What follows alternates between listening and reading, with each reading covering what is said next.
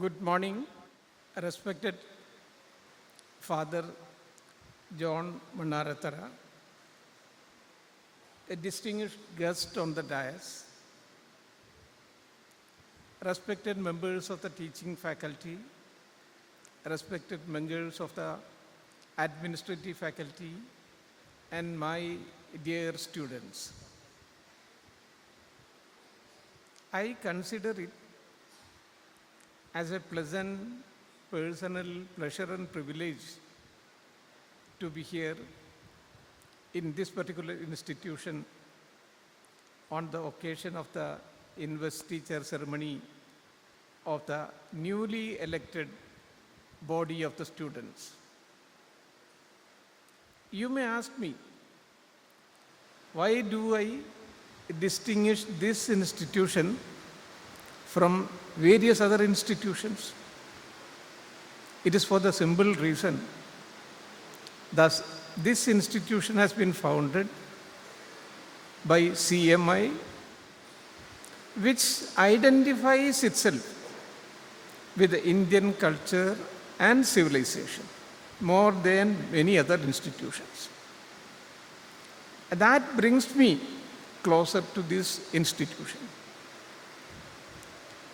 Our Kyriakos father, the great saint, he founded the organization and now it has flourished like anything. So an invitation from this particular institution is much more important for a person like me who believes in Indian art, heritage and archaeology. Few days back, I received a phone call from our beloved father I should call, that there is a program, institutional program is there, whether I would be here in Calicut to participate in that one. I readily agreed because an invitation from father is one of the 10 commandments from Moses to Muhammed. That is how I consider it. I immediately said, yes, I am ready here. The day fixed was on 18th, but later on, because of the Eid was falling in between, it was shifted to today's date. And there is one more reason, because I am now almost 72. Here we have a rich crop of youngsters, students, not more than 15 or 16. And when you interact with them, you can reduce your own age. That is one advantage what I find. Second thing is that you can go down your own memory lane. I was, like all of you, a student. Many years back, I had some very good teachers in my school days. I often remember there was one teacher known as Abu Bakr.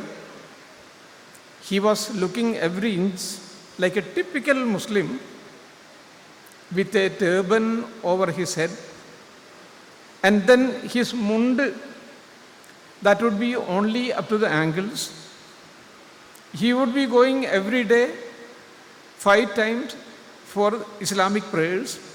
He would be keeping all the fasts. Although he was a typical Muslim, what he taught us was the stories from Ramayana, the stories from Mahabharata, the stories of Krishna. He was a very good storyteller also. He would be relating all these things and narrating all these things with great proficiency and in a very storytelling way.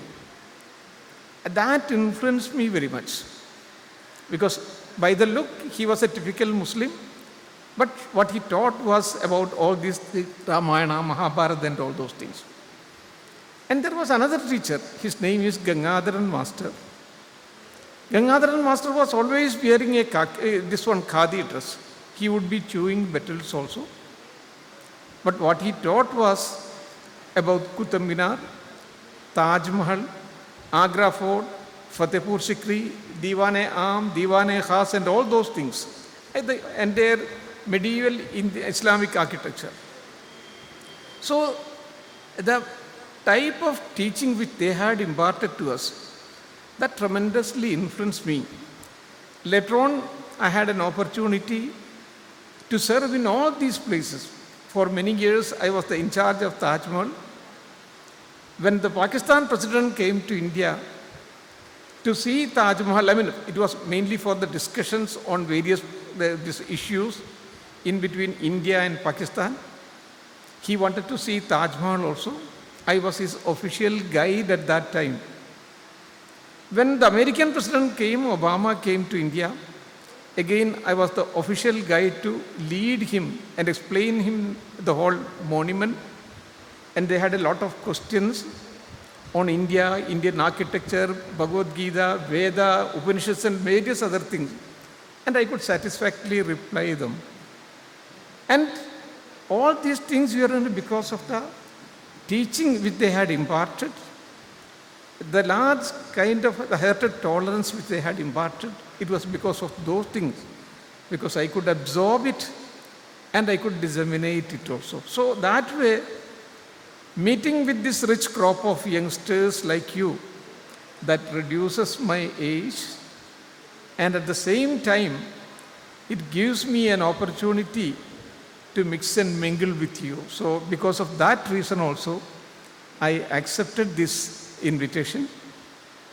And today, we have a completely different ceremony. It is the investiture ceremony of the newly elected chairman and his cabinet secretariat. What are you going to do with this one? Of course, you have your own limited role in the running of the administration of the school. While I was in various monuments, in charge of various monuments like Qutub Minar, Taj Mahal and other places, I used to go to the schools and not only going to the school and meeting the teaching community and the students community also. I used to tell them, you have got a very important responsibility. See, we have this monument. Why don't you come and clean the monument from your angle? Because otherwise the government has got its own apparatus for cleaning the monument. But the surroundings are not that in that good condition. So you can involve yourself in cleaning the surroundings of the monuments. So many people were there with me in Taj Mahal also, in Qutub Minar also, in Red Fort also, and in various other places. I would request to the newly elected body that you should also involve yourself in such things. Of course, we don't have monuments here. We don't have that kind of important monuments also, but at least we have got our beaches are there, our surrounding, various other public places are there where you can do a very meaningful contribution. I have been doing one more thing. If you go to some of the North Indian monuments like Nalanda, mostly what you find is students would be going and they would be inscribing the names of their own. And sometimes we call it scribbling on the monuments, and sometimes the name of somebody else also would be there. So I started a kind of movement against it. I told the students that you should have to take a pledge that you would not be scribbling on the monuments, because all of them would be invited to the monument. We'll take them round, we'll show them all what is the importance of the monuments, what is the historical background of the monuments. And after saying them, for example, in Nalanda, when I explained to the students that you are not simply walking on the earth, but you are walking on that holy earth where Lord Buddha had walked once upon a time 2,500 years back. Once you tell them that you are walking over the same earth on which Lord Buddha had walked 2,500 years back, then the meaning of the monument itself, that amplifies several times. And then you can tell them to study in this monument. Huang Sang, he had traveled 8,000 miles right from China to India, And then again going back, when again he had traveled 8,000 kilometers. He was a student here for 3 years. And when he went back, he took near about 761 manuscripts along with him. If you tell them that you are walking on this particular earth, then the magnitude of the amount multiplies several times. So this is the kind of narration that we have to make.